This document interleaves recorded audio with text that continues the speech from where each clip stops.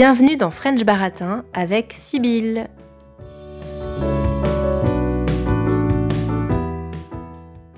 Comment les concepteurs de Tinder, Grindr, Fruitz ou encore Hinge font-ils pour encourager les utilisateurs à compléter leur profil et à rester plus longtemps connectés sur leurs applis? Quels mécanismes utilisent-ils pour donner l'impression aux célibataires que leurs matchs sont le fruit d'une sorte de hasard bienveillant, presque de leur destin? Et les utilisateurs pensent-ils vraiment que ces applications peuvent leur offrir des rencontres aussi romantiques que celles qu'on voit dans les films hollywoodiens? Pour répondre à toutes ces questions, en complément de notre épisode sur les applications de rencontres, j'ai interviewé Louise qui a travaillé sur les mécanismes de gamification utilisés par les concepteurs des applications de rencontres. Bonjour Louise. Bonjour Sybille. Il me semble que tu as fait ton mémoire de master sur les applications de rencontres. Est-ce que tu peux m'expliquer comment tu t'es plongée dans ce sujet-là et pourquoi? Initialement, je me suis plongée dans ce sujet tout simplement parce que je suis moi-même utilisatrice des applications de rencontres et je l'étais à l'époque où j'ai rédigé ce mémoire, donc il y a à peu près 2-3 ans. Donc c'est évidemment par ma propre expérimentation que j'ai décidé de m'intéresser à ce sujet et aussi donc ici par le biais du sujet de la gamification dans le cadre de mon mémoire de fin d'études, donc en master d'information communication. D'accord. Alors qu'est-ce que c'est la gamification ou ludification en français? Super bon point que tu relèves en effet. Donc il existe du coup une version française, une terminologie française pour la gamification qui est la ludification. Mais en effet, aujourd'hui, dans les recherches, dans les articles et dans le langage courant, c'est un terme qui va être très peu utilisé. On va en général utiliser l'anglicisme gamification, qui veut dire la même chose. Il y a évidemment beaucoup de définitions du jeu, comme il y a beaucoup de définitions de l'amour. Mais disons que une qui va être les plus communément admise, ça va être le fait que le jeu se définit comme une activité qui va répondre à plusieurs caractéristiques. Donc à la fois être une activité qui se veut libre, qui se veut fictive et donc par conséquent en dehors de la vie courante et qui va souvent se composer de règles. Dans cette optique-là, la gamification, elle va s'immiscer dans certains aspects de nos vies sociales, de nos vies intimes, de nos vies politiques. Le simple fait, par exemple, de télécharger une application donc de running, de course à pied, qui va suivre tes exercices, te récompenser à chaque palier de course, avec des badges, des récompenses, et aussi te permettre de participer à certains challenges entre amis, va reposer en fait sur des mécanismes de gamification qui soient implicites ou explicites. Et alors, comment est-ce que ça s'applique aux applications de rencontres, justement?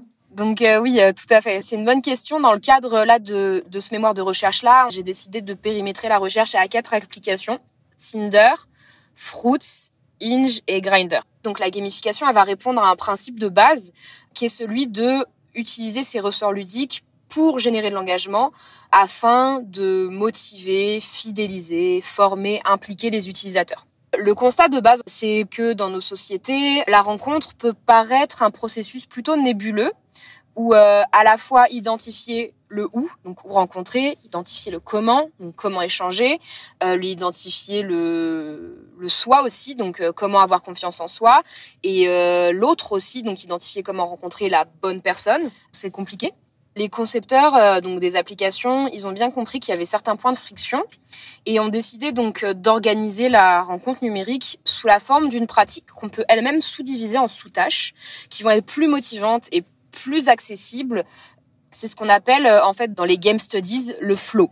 C'est un état d'équilibre dans lequel on va à la fois associer un niveau de difficulté et une confiance en soi à l'utilisateur de réaliser cette tâche.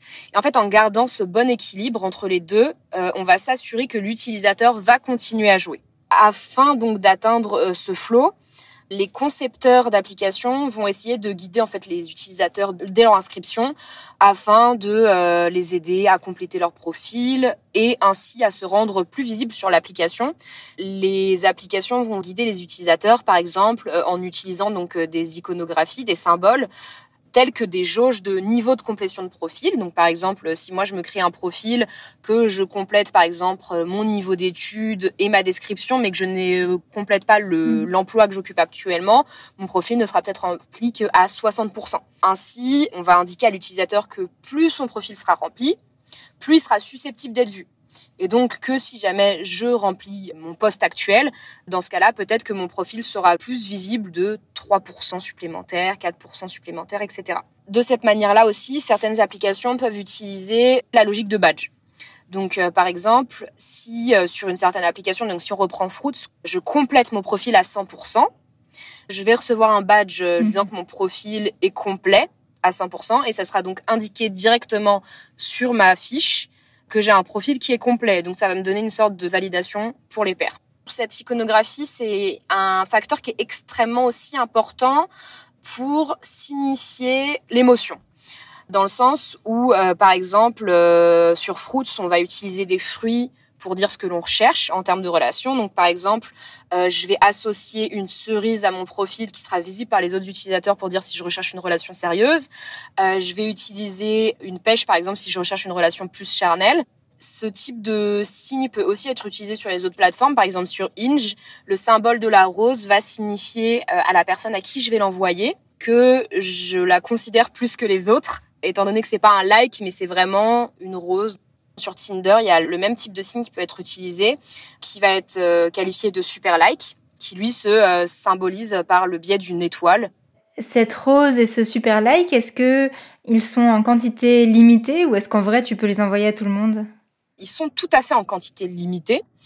Honnêtement, ça fait un petit moment que je les ai pas utilisés ou que je les ai pas vus dans la plateforme, mais il me semble qu'ils sont au nombre de 2 par jour, gratuits.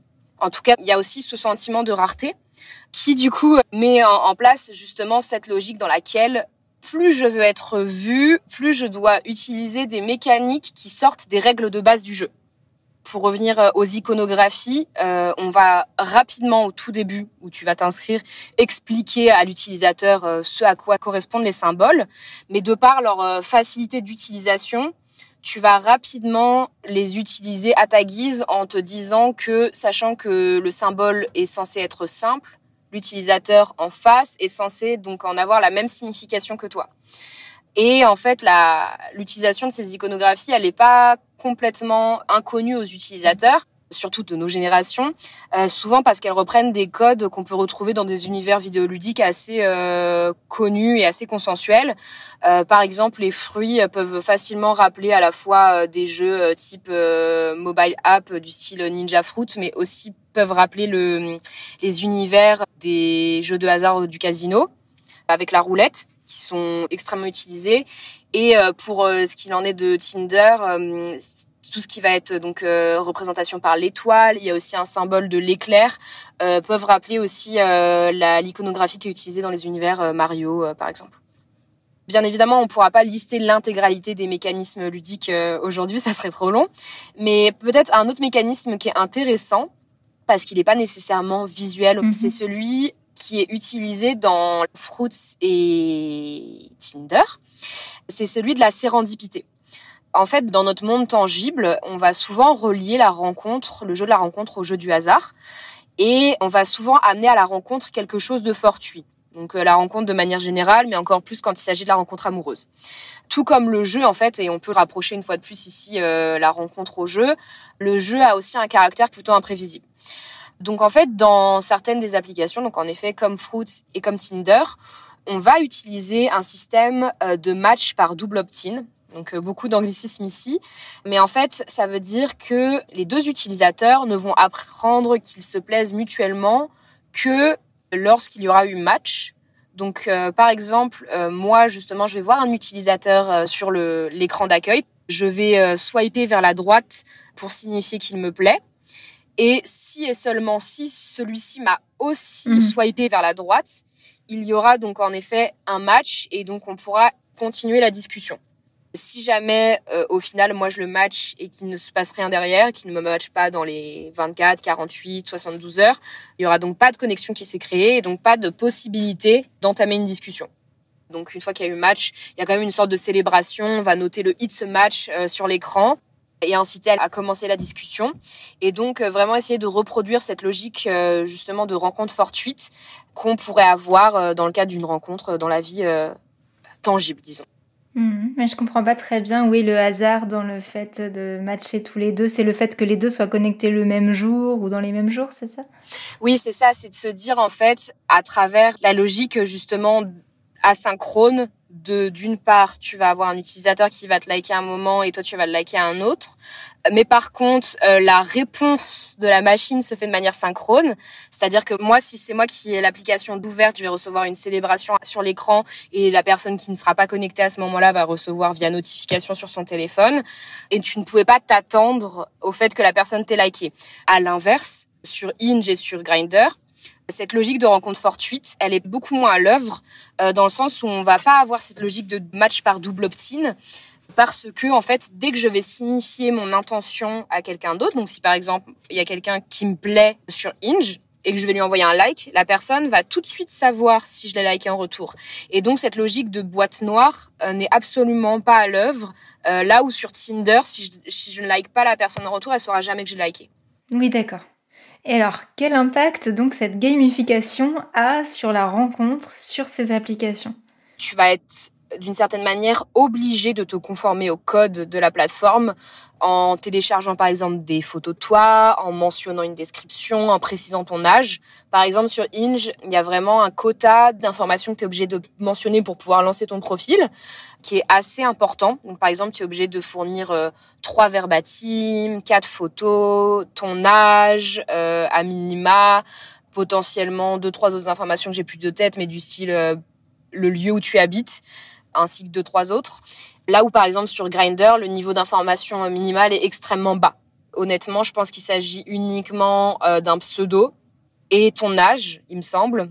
Mais c'est les seules informations qui sont nécessaires pour pouvoir lancer un profil.